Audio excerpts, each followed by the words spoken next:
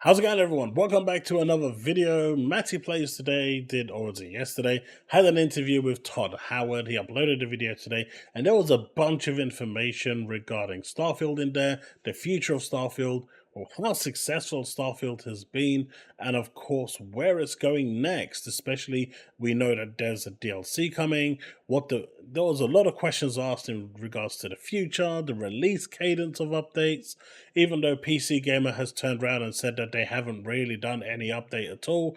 There's been 11 updates up until now, with 2 of them, the May and the June update, being astronomically big. Really big updates, but it looks like the future for Starfield is great. They are making a ton of money, and it looks like it's not slowing down anytime soon because, as you can see on screen right now, it's crazy that 14 million players are playing Starfield, or they are playing Starfield, because as of right now, Todd confirmed there are 25 million players playing Bethesda games, and 14 million of those is on Starfield. That's an astronomical number. 25 million are playing Bethesda games, and over half of them are playing Starfield.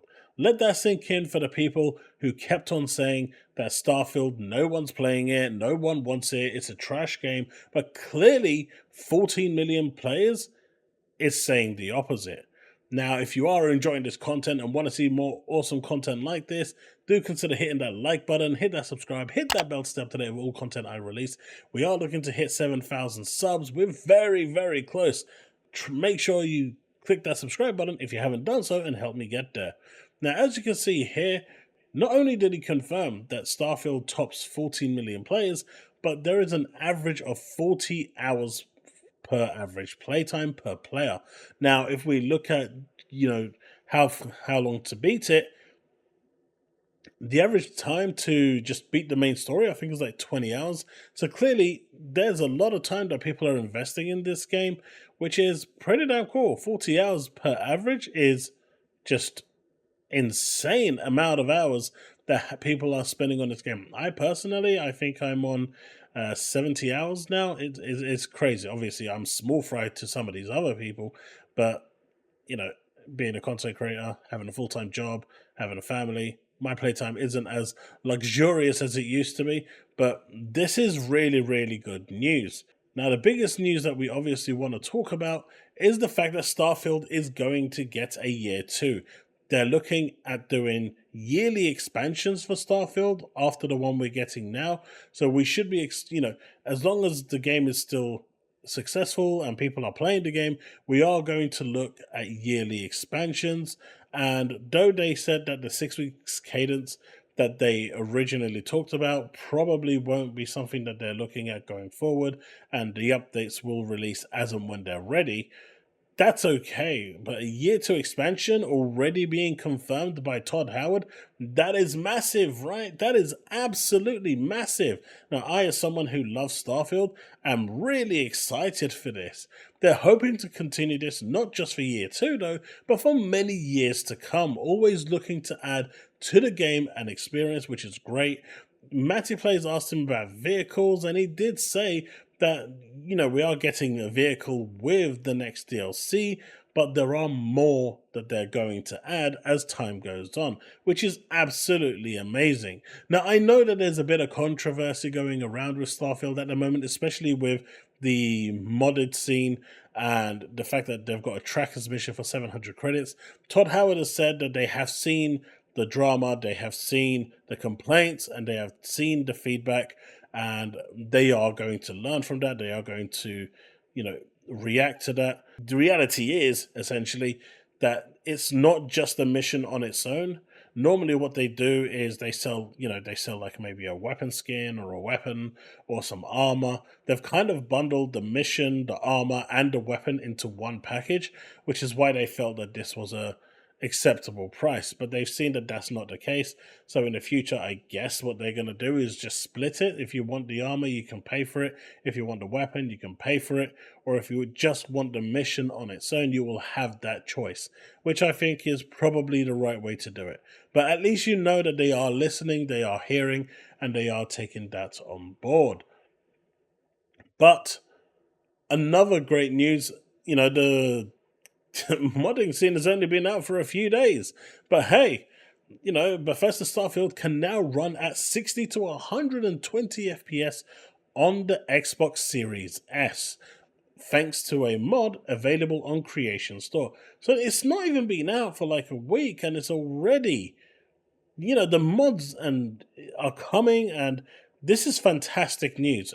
All of those people that were saying, all of those devs that are saying that the Series S is holding them back, there are going to be limitations with the Series S because of the RAM size. I get that.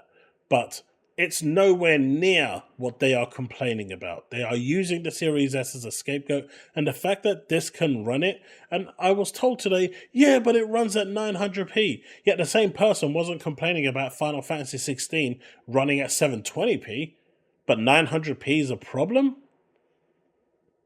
Am I the only one that sees that as a hypocrite? They're fine with 720p on the PS5, which is a much more powerful machine, by the way. But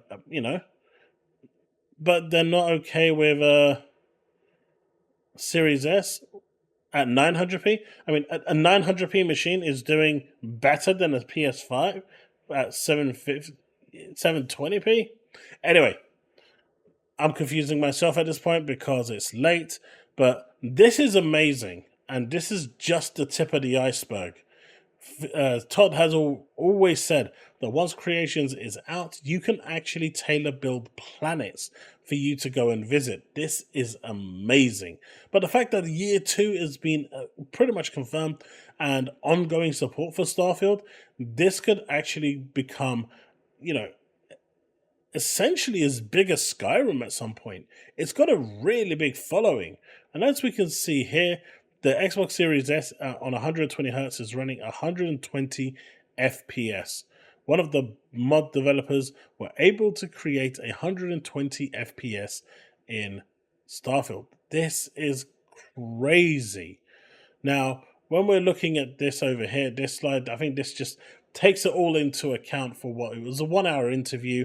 And they did talk about Fallout, they talked about Fallout 76, the Fallout 5, they talked about Elder Scrolls, and these are the bullet points essentially of what was mentioned.